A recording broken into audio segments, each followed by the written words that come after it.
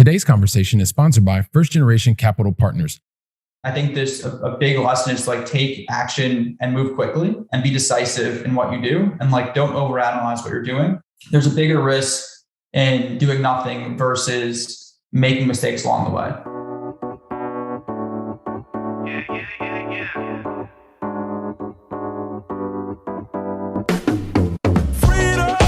Welcome to the Going Long Podcast. We're back once again to continue to help to educate you so that you feel much more comfortable as well as confident investing beyond your backyard. And I am once again your host, Billy Keels, and I am really looking forward to sharing today's conversation with you because you're going to get massive value from this one. And you know what? Before we do that, just a couple quick things I would like to share with you. Number one, congratulations. Thanks to you, we continue to move up the podcast charts, continuing to have more and more people listening.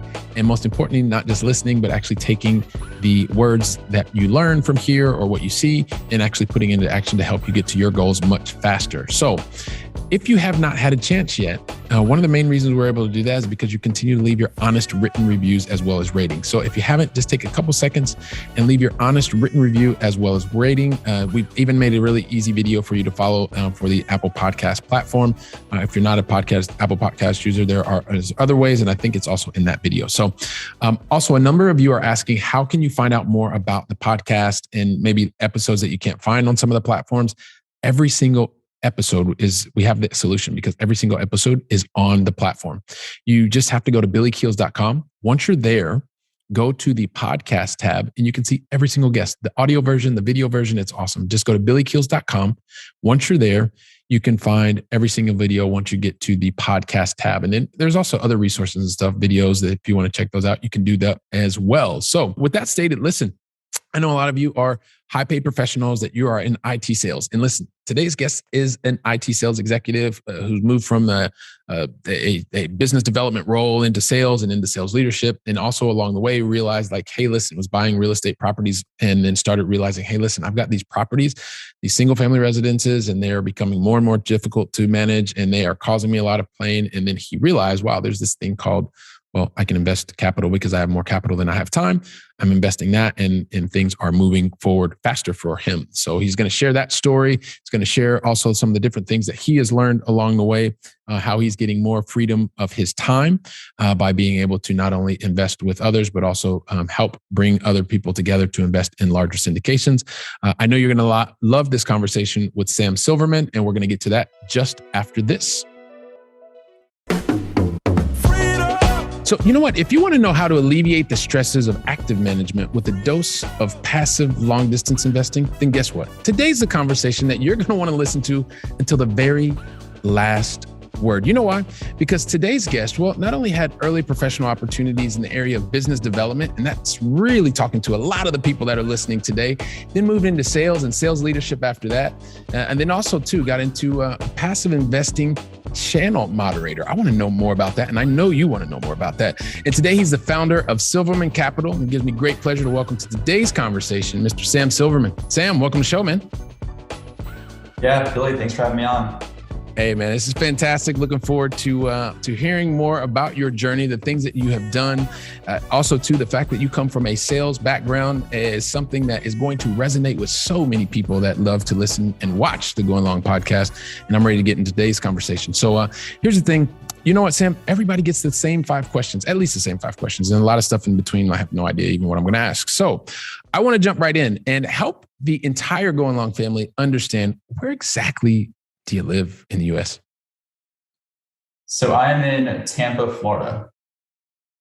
Very cool. Tampa, Florida, on that Gulf of Mexico side of the United States, which is actually kind of cool. And you like the warm weather, just kind of like me then. That is very, very awesome. So yeah, I made the escape from New York City 9 years ago, and I have no intention of going back. Same thing kind of happened to me when I left Columbus, Ohio many years ago. And for some reason, I like the Mediterranean, sunshine and warm weather. Yeah. So here's the thing. Also, too, Sam, what is the most positive thing that's happened to you in the last 24 hours? So I think actually a couple of things. We came to terms. Actually, it's outside my primary investment strategy, but I actually bought an Airbnb yesterday with one of my best friends. So more so a spot that we can go use personally. I also like from a cash flow perspective as well, which I think we can dig into is it's, 2,000 miles away from me. But also, I think there's a lot of things that the older you get, the harder it is to maintain relationships. There's life going on. So I think a really good tie with a close friend to be able to spend more time together. Man, that's really cool. So to be able to think about not only the practical applications of saying, hey, listen, this is something that can cash flow, that you're able to do that. You were able to do that with a friend, and even gives you the opportunity to have a place to be able to reconnect. Because yes, as you have more years on this earth, and hopefully everybody has lots and lots of years on this earth, life begins to have more and more responsibility. So it's always nice to have that place to get away. So, which is awesome. So listen, Sam, so I give myself this impossible task. The entire Going Long family knows that I do this, and I try to tell your backstory in 3.5 seconds. Impossible task. So here's the thing. I would love for you to share your backstory in your own words with the entire Going Long family. And if you would do us a favor, because this is the part where everybody really gets to learn, is when you can talk about your backstory, if you can also think about and reflect on some of the major decisions that you've made to get to this point in your journey, and then we'll see where the conversation goes from there. Yeah. So my background growing up, played baseball my entire life.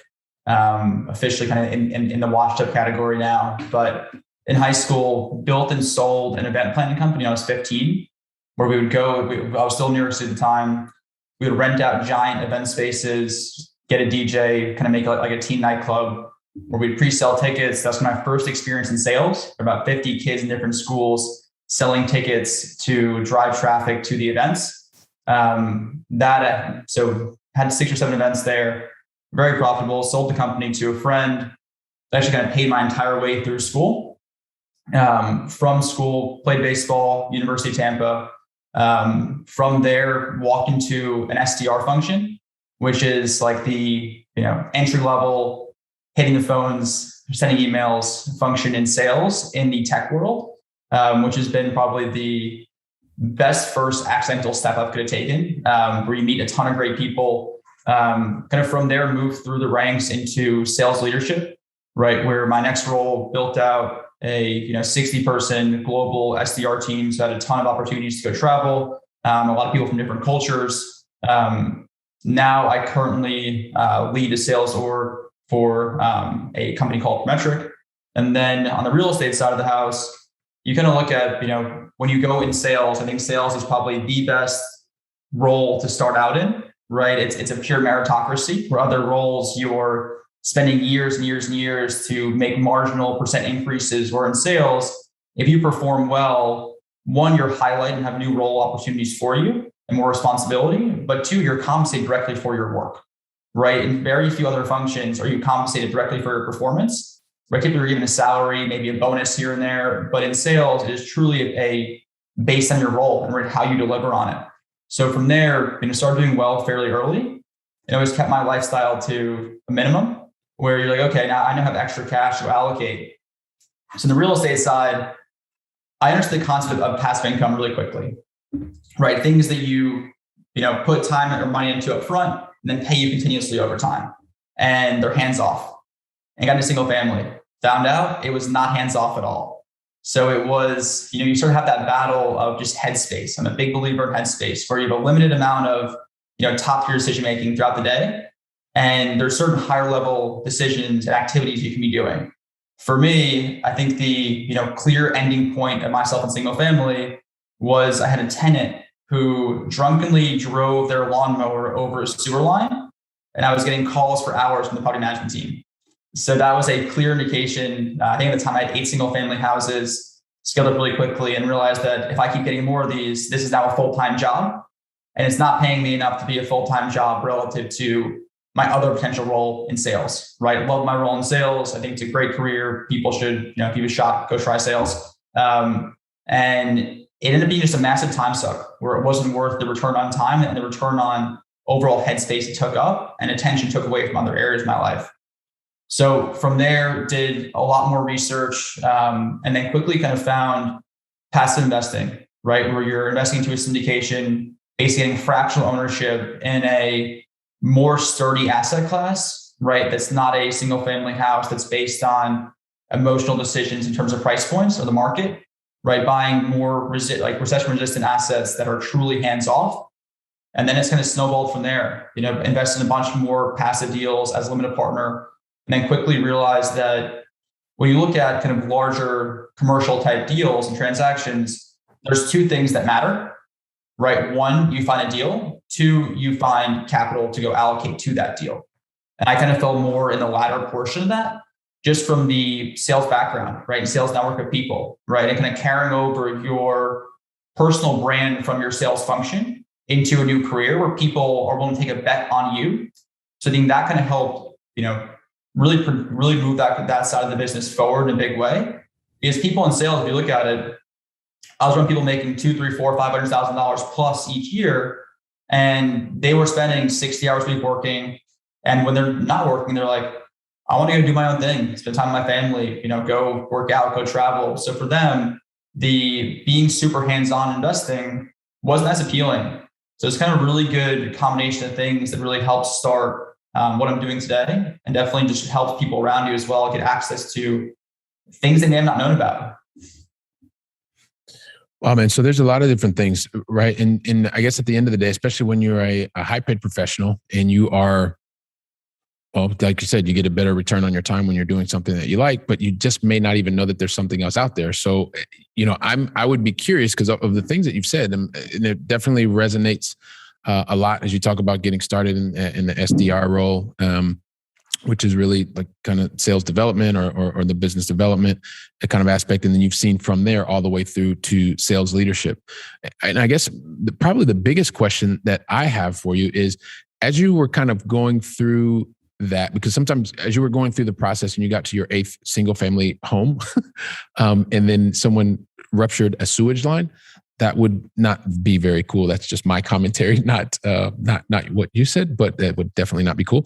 I'm just curious, like, kind of, was it the frustration that you were getting the call, or was it the frustration that your tenants were having, like the issues? Because I'm just want to get to the kind of, what was it exactly that kind of made you say, you know what, I can't just add house number 10, 12, 15, 16. Yeah, I think that you started seeing it more and more, right? Like, I'm a big numbers geek, and you start looking at it like, okay, if I can make myself $200 a house, and you start stacking those up, you're like, I need a lot of freaking houses to get to the place where I want to be. That gives you the freedom that I'm after, right? Like for me, I'm not a material type person at all. Like mine more so is much more the freedom of time, freedom of choice, right? Like I think a big point, and I'll get back to your question in a second, is like you go to some corporations, you see people who are 55, 60 years old and just freaking miserable in their job. And they're there because they have to go support a family. They have to support themselves in a certain way, or they're tied to a lifestyle that requires them to be in a place they absolutely hate. So my kind of chase of all this was making sure I never have to do anything I don't want to, or that I don't feel ethically right doing. So it allows that freedom of choice and freedom of time and freedom of who you're around, which is a really big piece of it. But to go back to your question, on the single family side, it was more so when I looked at it, okay, how many of these do I actually need? How many transactions? How much time spent is this? I can make more money in my day job, right? Because if you look at take a mid-market salesman, for example, say their comp package is 100, right? $100,000 base salary, $100,000 variable goal, they hit their $1 million quota. For them, if they hit $500,000, they're like making $150,000 that year. If they hit $2 million, like making $400,000 that year, right? So it's a massive swing in terms of earnings and upside. And I use that example just to reflect of like, okay, if I can really grind in my roles and be more the latter than the former of those two people, that those $200 a month that I'm making from each house and time that's being put into it is way better spent doing advancing my career. And it's also just more like that was more exciting to me personally. I like that side of it. So it's more so just the opportunity cost of all those things I just talked about, of why it led me to just looking at spending more time in my career and looking at opportunities to become more passive while still in the same field. You think passive income, it's either sweat equity or you buy it, right? And I was in the position of like, okay, I can grind in my day job and then go buy it instead of having to put sweat equity into it. Yeah. And so this is a really interesting concept that you unpack, right? Because I spend a lot of time speaking to people that are earning $500,000 and more, right? And so there is there's a different approach to that person than the person who is earning 90,000, 150,000 in terms of where they need to be, where they need to invest their time. also, you mentioned that person that is kind of miserable in their job. I've also seen lots and lots of people. I'd love your take on this as well, that it's not that they're miserable in their job, but they don't know anything else to do. And the only option are either continue to work more hours because they know that they can go from 400 to 800, or it's to work more hours or invest more in the stock market and hope that the money is going to, go buy low and sell high in a couple months. What's your take on that?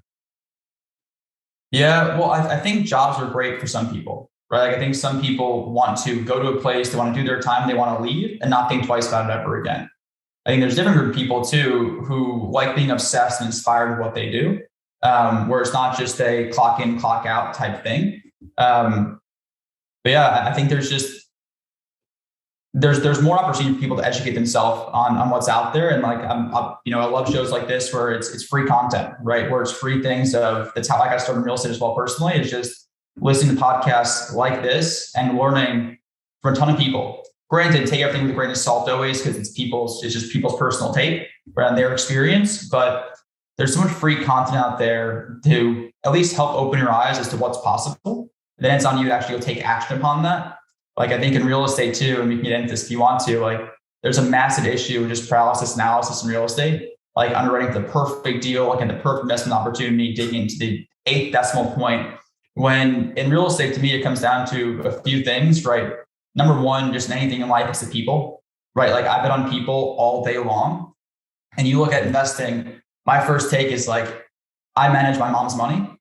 And if I wouldn't put my mom's money with this person, feel comfortable doing so, like the gut test, there's still nothing better in life than the gut test. All the numbers you want to run, all the scenarios you want to play out, the gut test matters so much.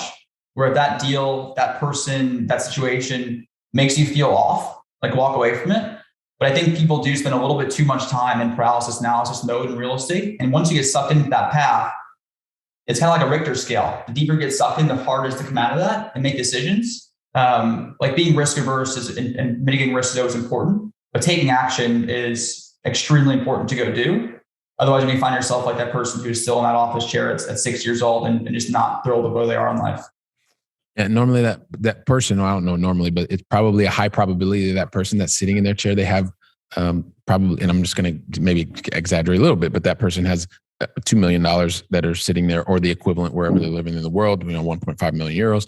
Sure. But had they taken more action, they could probably have 5 million or 8 million. And so sometimes when you overanalyze things, not saying don't be prudent, you absolutely need to be prudent and you need to go through your due diligence and you need to do your gut check as well. But sometimes it's a matter of also recognizing that money is energy, and that energy needs to be released and be able to be moved around. So one thing that go ahead. You wanted to add something? Yeah, I was going to say it's also like it's calculated risks, right? Yeah. Like the way I view this is if my downside is losing 20%, my upside's 5x, done, right? Like when you look at a risk, is your downside much smaller and much less likely than your upside? If so, do it, right? Like there's, opportunity cost if you want to waste them for something else, entirely fine for making a decision. But the downside risk and making sure that what you're looking at investing in, if you're covered in a lot of bad scenarios and your downside's not too big, but your upside's a big multiple of your downside, that's a move you should make, right? You should make moves that your downside is covered and your upside is more meaningful than your downside. Right. And one of the things that I would add there is obviously every person has their risk threshold and all that other kind of stuff. But the also, I would just add that the point there is in order to get to a point where you feel comfortable, you have to take action. You have to consistently take action, because if you just analyze things, but you don't ever actually put any money in the game, then you're never going to know what it feels like. So, it's about analyzing, but then it's also about taking action. So on that with you, one of the things that also, I know we talked about and we're just, because a lot of times this happens with high paid professionals and you're doing that and we're talking about it a little bit, but I kind of want to just go direct here. Why in the world would somebody who is in that 400, 500,000 a year category, right? Because they're always pushing the limits on the income side of the equation. Like, why even think about real estate when you could just continue to do that? Why real estate? Because you'll have to continue to do that then, right? Where it's the freedom of it. So say, for example, you have person A who is making $500,000 a year. say they live in, a high paid, a higher tax state in the US, they're taking home $300,000. Say their lifestyle, they've got the $5,000 mortgage, they've got the 3 cars, right? Look at all those expenses. There's $5,000, $10,000 left a month, maybe, right? Likely less. So if you look at it, like I think, especially in the US, I'm not sure as much in Europe, because I'm not as familiar with it, but lifestyle creep is a massive thing. Like you look at person A is making 500 grand, taking them 300 and spending 290, right? If they stop working within a few months, they're screwed. Yeah. So you have to go keep up with that lifestyle then, where if you take, for example, person B who's making 300 grand, but they're stocking away $50,000 every year into, say a real estate syndication, for example, and you look at those compounding over time, right? You'll have millions of dollars there in, 5, 6, 7 years, right? If those keep performing well. Mm-hmm. But it gives you the optionality then, right? Where if that person then has, $5,000 a month of passive income, and they can then go keep snowballing that back into new deals, into new projects, and reinvesting that, the compounded snowball effect is so meaningful. And then it detaches you from that lifestyle, right? Where I'm a big believer, if you want something, say you want a new car that's $1,000 a month payment, instead of putting, $8,000 down for that car and buying it in cash, go put that $8,000 and it'll actually pay you cash flow from that. And then your principal balance is growing, whether it's buying a single family house, for example. I don't recommend it, but if you say you're going that route, you're getting the pay down, you're getting the appreciation, you're getting the cash flow from it. If you're investing in kind of the projects that I work on now, it's kind of like the large syndication type deals where you're investing truly passively, you're getting cash flow each month, your principal is growing. So it's allowing the money to go work for you versus just spending it on a lifestyle. Yes. And so there's 2 things that you said there that I want the entire Going Long family to understand, because one of the reasons for my asking my question, you talked about 2 things. One of the very first comments was you talked about tax. And then secondly, which tax, and I'm going to extrapolate here a little bit more, is to think about tax efficiency in terms of the way that you're placing capitals. And the second thing is to be able to have and create more options. There's another part of that. So as you start to help other people that are in this high income, because there's one thing is about having high income, and another thing is having high net worth. But as you're helping people with the high income, it's about not only can you help them make more income, but that income to be done in a very tax efficient manner. And this is why it's also important, and the Going Long family knows this, to have a strong team of professionals to help you. Because when you can see, as part of the analysis, is depending on how you are earning your income, that income has a certain kind of tax bracket and certain type of tax treatment, whether it's active income or whether it's passive income. IRS definition, sure. Right? Not Sam and Billy's definition, IRS definition of passive and non-passive income. So I appreciate that you gave us those insights as well. And then one other thing, because this is something that also gets to the heart of the show, which is about investing long distance. And as you and I talked about before, like I take it to extreme, right? I live in Europe. I love living in Europe, and I love investing in US-based real assets, right? Real estate, energy equipment, ATMs, all kinds of different stuff, right? But just out of curiosity, because this is sometimes, you mentioned that you're in Florida, and I know that you work with people that are in lots of different states. So what is it that you also do, or what have you seen that is one of the reasons that someone would go against kind of like what is the common culture, which is if you're going to be a landlord, you buy this property and you live right in the place where you can drive to it in like 15 minutes, to that person that's saying, hey, listen, I'm going to put $200,000 on this particular investment opportunity, and it's like 2,000 miles away from me. So the whole thing of helping people, why understand that long distance investing is something that they could actually include in their portfolio or their investment strategy. Yeah, so I think that old investing in your backyard thing is great if you have a meaningful competitive advantage there and you can get deals that are far discounted because of who you know there. But if you can go do that, great. But if you're like, when looking at investing long distance, it's pretty much all I do personally. I think I have one project that I've invested in that's like within an hour with me. Everything else is, I'm in Florida. And for those in the States, I have projects in the Carolinas, in Texas, in Arizona, in Idaho, in Colorado, and you're just spread out. But the big thing is, like, you're looking at these larger commercial projects, is that the groups you're investing with, they have boots on the ground there, and they have a management team in place that's local to that area. Why I love bigger deals, think apartment complex that are 100 units or more. You can have people on staff in those buildings at all times, which allows you to have an extension of yourself there. And you can then just manage property manager in that group, where it's allowing yourself to be truly hands-off. So from the investor side of it, if you're kind of picking opportunities to invest into that are truly passive, right? Being a limited partner in a larger transaction is that the operating team will either be in that location or they'll have people in that location that can handle everything, right? When you look at a 100 apartment complex, for example, you like to have at least one leasing agent there, one maintenance person there, right? So you have people who are handling all of these things that come up, and they have their local vendors, they have all these people who can handle everything for you. And you're allowing us to invest in a better area, right? For me, I love New York. I visit my mom there all the time still. I don't want to ever own a single thing in New York ever, right? The landlord-tenant laws are brutal, right? It's a massive liability to have property there. And it's also priced to a point where you're likely not receiving any kind of cash flow. And you're also, your upside, it's too volatile when looking at the risk associated to it for me. So for me, I love the Sun Belt, right? Carolinas, Georgia, Florida, Texas. I'm very heavy in Arizona, right? Markets in which have favorable landlord-tenant laws, where you can kind of pick the legislation that makes the most sense for what you're doing.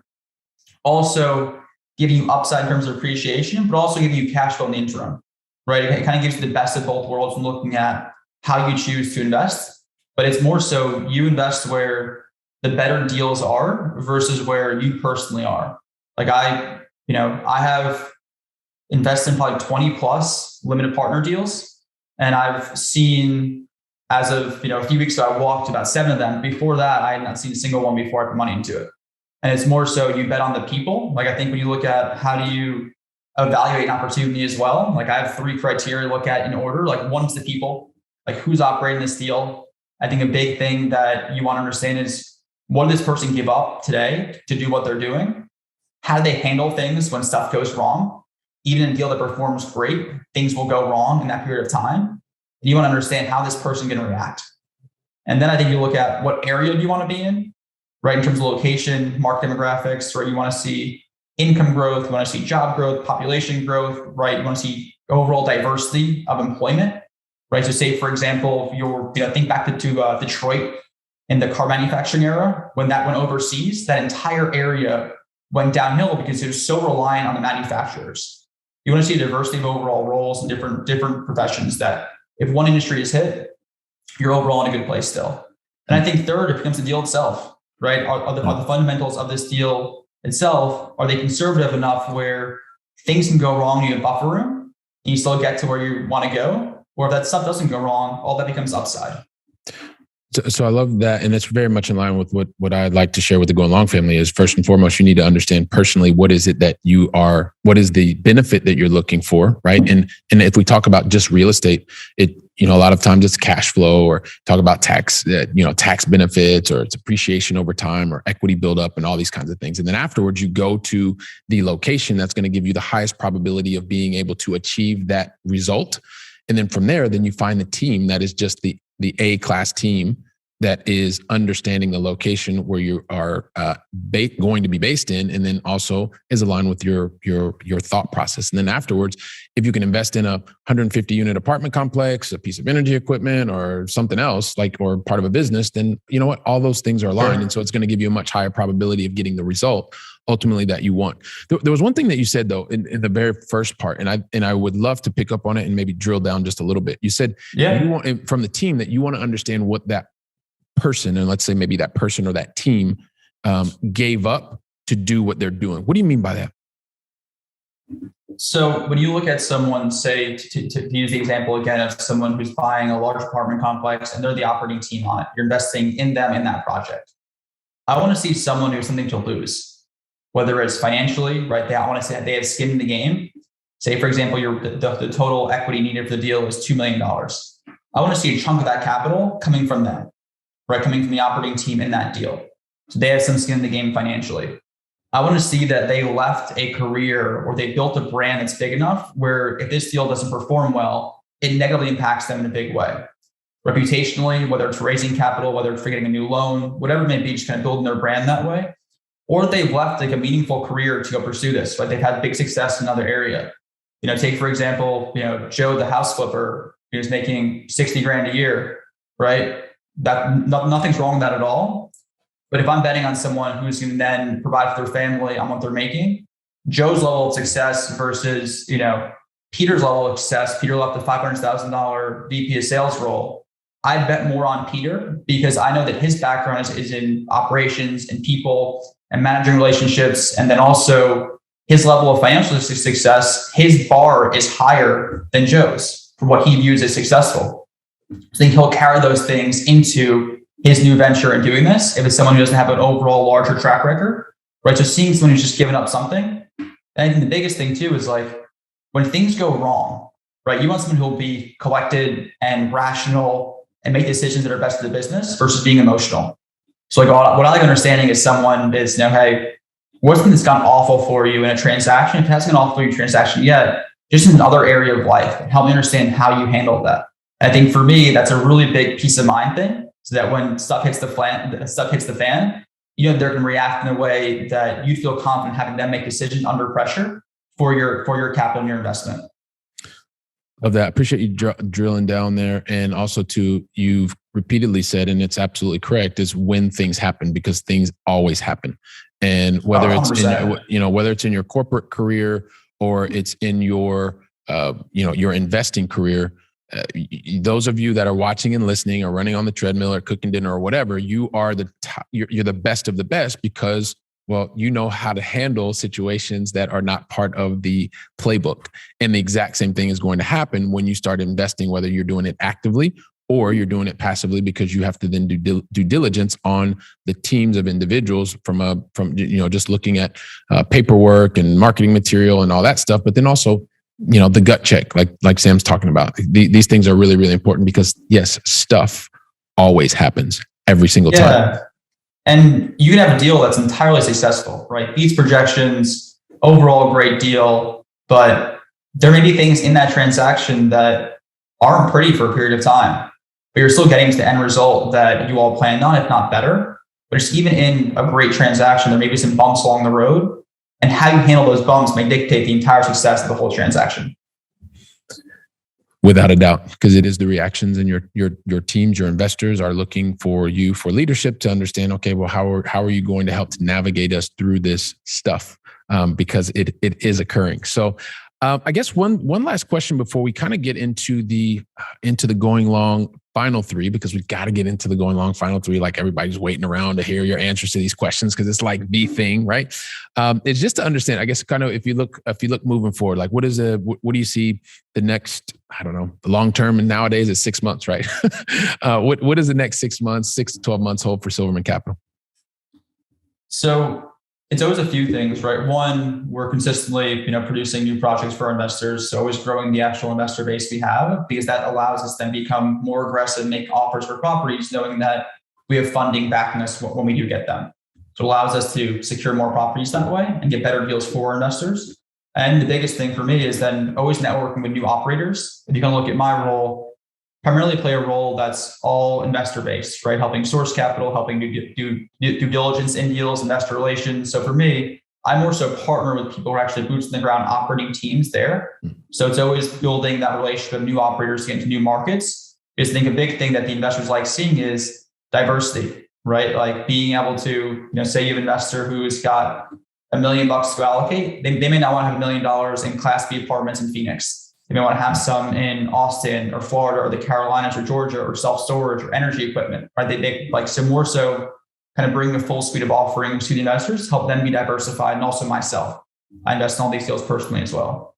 Okay. I love that. And then, just for those people that are listening, right? Because we've mentioned it before, and I know you've talked about the syndicators. So you're bringing particular goals and dreams that quantify themselves in capital, and then you place them with operators. Give us maybe one tip that you have found to be successful for you in terms of being able to make the connection with an operator and seeing that, hey, okay, this connection, but it's actually, this is one that I think is going to work for my investors. So biggest thing is I wrote a check first as an investor every time before I ever help them source capital or be on their operating team. I think it's really important to understand what the experience is like, right? In terms of communication, in terms of how they handle things, right? You're seeing much more firsthand when you're an investor and their updates. So I think communication is a big piece of it for me. I think just their level of transparency, right? Like that's a huge piece of it, because in these deals you get into are black holes, right? You give your dollars there and you really don't have a way of checking in what's going on. So for me, it was just more so people that I felt comfortable with who are doing things the right way. And the right way is my perspective, right? So it's not, the true right way, it's more so how I've seen it personally. But just people I felt like I've had a good experience with who've been at or above their overall projections from deals we've been a part of, and just how they've handled things throughout the transaction of actually following their business plan and achieving it. But just first and foremost, it's putting my money where my mouth is at first, and then kind of helping vet deals with that for future investors. The risk is more on my end than theirs. Right, that first deal of me writing a check is far more risky than them writing a check for the third deal and partnering with an operator on. Yeah. Are you typically waiting like you've done your first deal and then you wait like a year later to see how the whole cycle's gone, and then afterwards that year you're creating the relationship with the operator, and then it's something you would potential, or is that like you've written your check and then it's 2 years, or kind of do you have a standard that way? It depends. Like there's one operator who was, my first deal with them after was about 3 months, and I've now done 9 deals with them. Right. And for them, it was just, they were top notch. Others, I'm more wary. Right. So this group blew me away in terms of how they operate, reporting team, right? There's, a full 20-person team. They have new product management team in-house again. So like things like that, it's all it depends, right? So like it goes back to the gut check piece of it, right? You look at kind of my role in these scenarios is I'm basically betting on the operator, right? And by putting my money there first, it allows me to be more confident in my decision to do so and the due diligence there. And then it's basically saying, bring other people to these transactions as well, where they're betting on you, who's betting on them. Yep. So I think it's more so what your level of risk tolerance is and what your level of comfortability is. Like I'll be very risky with my own money, with investors' money, not at all, right? Very, very conservative and making sure that there's a lot of buffer room in transaction and with the people. So it's more so just whatever you're willing to risk your brand on. And I'm very conservative how I approach that. Yeah, no, and I appreciate that. And it also is, everybody is different, and you've mentioned it a couple of times. And it is a matter of you have a very clear vision of what it is that you want to do, the benefits that you're looking to derive, and so that gives you the clarity of vision to be able to go out and act. So I think that's one of the other things that I'd like the Going Long family to really take away from this conversation is the fact that you have that clarity, and that allows you to execute more efficiently. So with that though, listen, Sam, like I said, man, everybody's got to get the Going Long Final 3. So we're at that time. And the thing is, I never, ever ask anybody, and I'm not going to start today, asking you the Going Long Final 3, unless you tell me that you're ready for me to ask you. So are you ready? Yeah, let's do it. I know. Why did I know you were going to say that? Listen, so here's the first part. We started with you over in Tampa in the US, and now I'd like to bring it back to this side of the pond over here with me in Europe. And I would love for you to share with the Going Long family, what is your favorite European city that you've either visited or is still on your bucket list to visit? So honestly, where you are in Barcelona, it was a long weekend there, but it was absolutely beautiful. I love the food. People are really nice. And then I was in Greece for 2 weeks this summer. So I loved Crete. If the time zone wasn't so tough for me to work there, I probably would live there. It was beautiful. People were awesome. Amazing food. Yeah. So I'm going to put you on the spot here. Barcelona, Crete. Which one? I won't be offended. I think it's different, right? Like I think it's different. Like I think it's more comparable to go compare like Athens to Barcelona, or even like Mykonos to Barcelona versus Crete. Like Crete's much more island than Barcelona's still like a metropolitan city. And I just have a soft spot for big cities still, being from New York. I lose a little bit of that in Tampa for better quality of life in certain ways. But yeah, the city and the people were awesome. So still working on finding a big summer to go spend, kind of hopping from place to place there. All right, right on. Cool. So here's what I'll do. I'll take Barcelona. We'll take that as your answer, your final answer. Yeah. And then, by the way, make sure you hit me up before you head over here. After, I guess, almost 16 years, I do know a little bit about this town, so would be happy to do that. So question number 2, the Going Long Final 3, Sam. And this is actually it's based on a lot of the experience that I've had and I've seen with people who are successful. I consider you also to be someone to be successful. If not, you wouldn't be here, of course, because you're sharing lots of relevant experience with the entire Going Long family. And one of the things that I have noticed about successful people, Sam, is they tend to be very successful, typically because they do everything right the very first time, have no mistake. Did I just say that? I think I did say that. I think I got a little bit nervous, or maybe it was just kind of a joke. It's an inside joke with me and the Going Long family. So the reality is, no, listen, everybody knows. Everybody makes mistakes. We all make mistakes. And the thing that I have recognized, Sam, and I've been fortunate to see and meet a lot of very successful people, is really successful people, they make a whole lot more mistakes than most people, like a whole lot more. And the thing is, they do one thing very, very differently. And this is no joke. What I've seen is that very successful people always stop after the learning opportunities or the mistakes, especially the relevant ones, and they figure out kind of what is the learning that they can take away from that. And then secondly, they take that learning and they put it into action so that they can minimize the chance of that happening again. So I guess my question to you is not thinking about the mistake or the learning opportunity, but what's the one lesson that you know that the Going Long family needs to hear today that they can go put it into practice so that they have a less chance of making the exact same mistake that you made?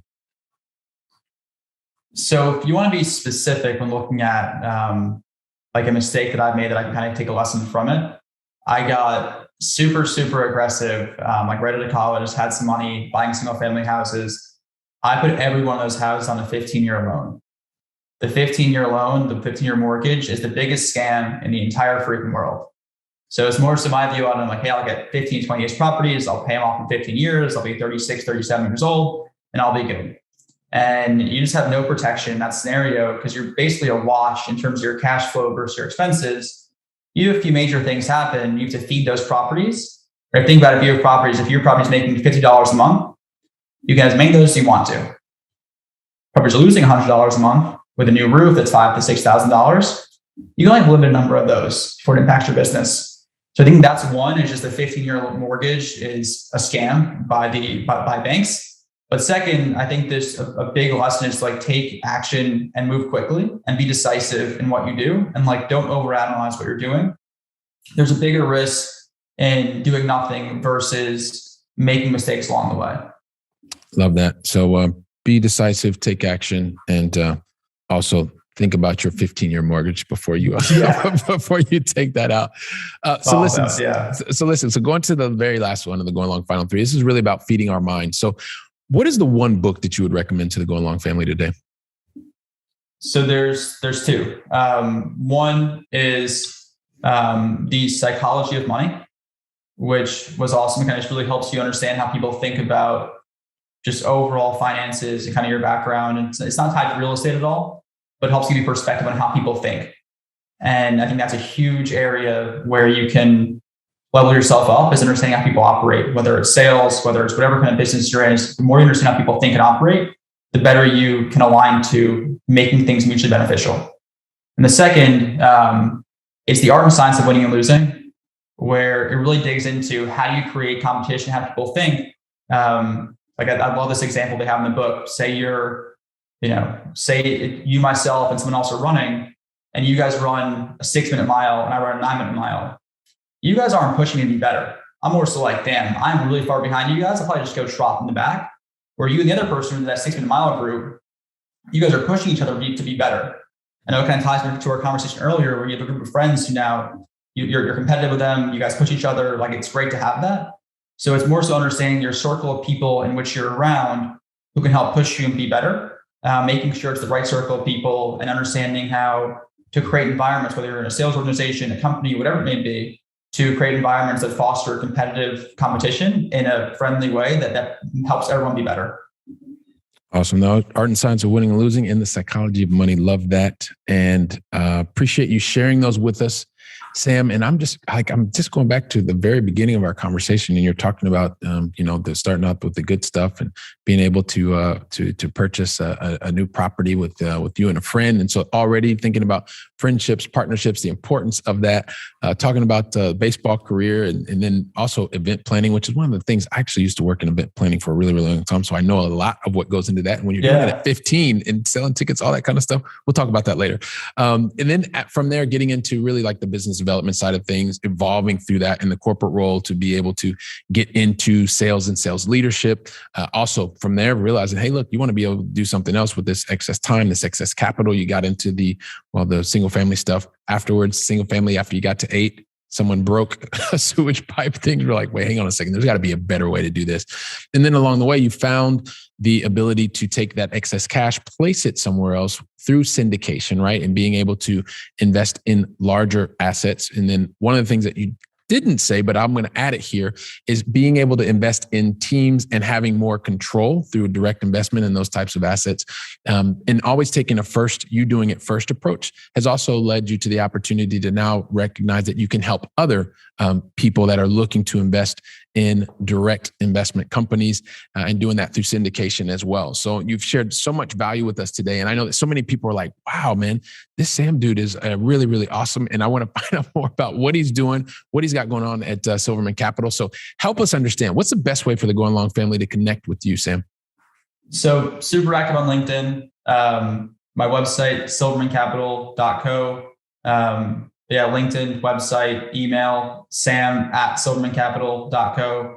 Super responsive in all those areas. Awesome. Perfect. So sam@silverman.co on the email. Yep. And then also one of the things that I would ask for everybody here on the Going Long family, when you reach out to Sam, because it's something I ask all the time, especially on LinkedIn, because I love LinkedIn as well, make sure that you leave Sam a personalized message so that he knows that you were listening or watching him and me speak, and that's why you wanted to reach out. It's really going to help you and Sam to build that bridge and make the connection even faster. So with that stated, man, Sam, listen, I like to just thank you so much from the bottom of my heart for investing your time, your experience with me and the entire Going Long family, man. Thank you very much. Yeah, I had fun. Thanks for having me on. All right. Awesome. And Going Long family, really want to appreciate you and thank you for investing your time with Sam and I today. I am really looking forward to welcoming you back on the next conversation. So until then, go out and make it a great day. And thank you very much.